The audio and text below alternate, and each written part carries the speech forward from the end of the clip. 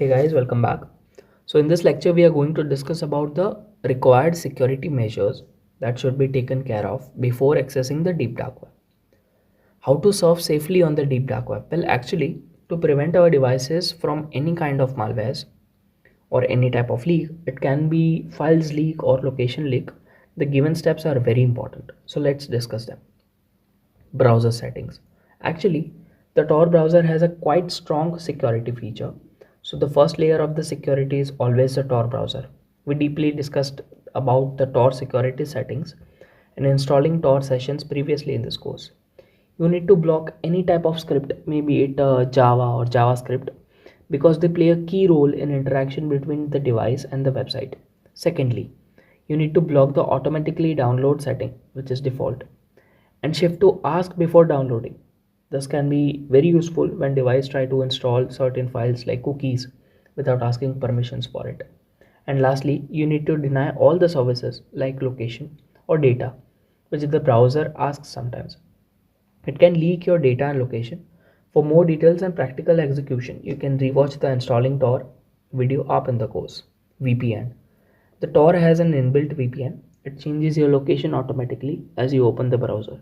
But several times, due to the information required by a particular website, this inbuilt VPN feature is breached. So for another layer of security, it is advised to use an external VPN. Public Wi-Fi. Do you know the website uploaders on the deep dark web always uses public Wi-Fi for updating or making any changes to this website? It is essential as your activity can be monitored by the government or any other individual, maybe a hacker. And if you are successful in breaching the Tor security, you can easily caught as you will be using your personal or office Wi-Fi. Once you are detected, the device IP, your location, etc., everything is leaked. So it's not compulsory, but it's advisable to use a public Wi-Fi while accessing the deep dark web.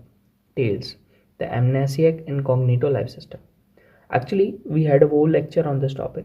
Tails is an operating system installed in a hardware device like pen drive or a CD-ROM, and it comes with all the applications required to access the deep dark web.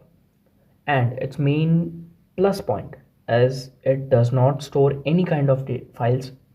All the memory used while using Tails is executed in the processing unit of the computer, due to which whenever you eject the device containing Tails, all the memory related to the dark web is deleted in the computer as well as in the hardware device. So it's the safest way so far to access the deep dark web. On-site notification, yes, after taking care of all topics, on site notifications can breach them all.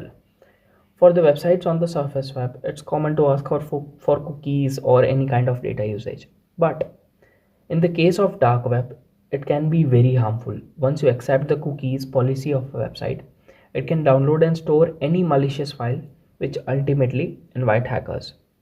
My advice to you would be that you should use a computer that has no or negligible amount of sensitive data. So when it is hacked or any kind of malware is installed, you can just format the device and start over. That's the way I use. Anyway, that is for this lecture. We are really close to completing this course. Congratulations. You read so far. I really hope you enjoyed this course and I request you to give the feedback. Either it may be positive or negative. It will be very helpful for us to further improve this course. So that's it. Thank you very much. See you in the next lecture.